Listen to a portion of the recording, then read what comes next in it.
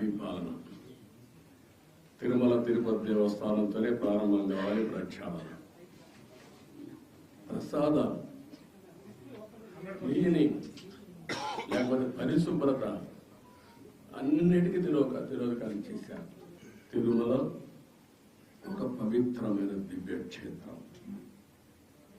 ఈ పవిత్రమైన దివ్యక్షేత్రాన్ని అపవిత్రం చేయడం భావ్యం కాదు. తెల్లవారుజామున 3 గంటలకు సుప్రభాత దర్శనానికి వస్తే వైకుంఠం అంటే మనకు తెలియదు, పుస్తకాలను చదువుతాం. వైకుంఠానికి పోవాలని కోరుకుంటాం చనిపోయిన తర్వాత. ఆ సమయంలో ఇక్కడికి వచ్చి వెంకటేశ్వర స్వామి దర్శనం చేసుకుంటే వైకుంఠంలో ఉన్న అనుభూతిని కలుగుతుంది. నేను ఎన్నోసార్లు ఫీల్ అయ్యాను, ఇప్పుడు కూడా ఫీల్ అవుతున్నాను. అందుకే నేను ఇక్కడికి వచ్చినప్పుడు అన్ని విషయాలు మర్చిపోయి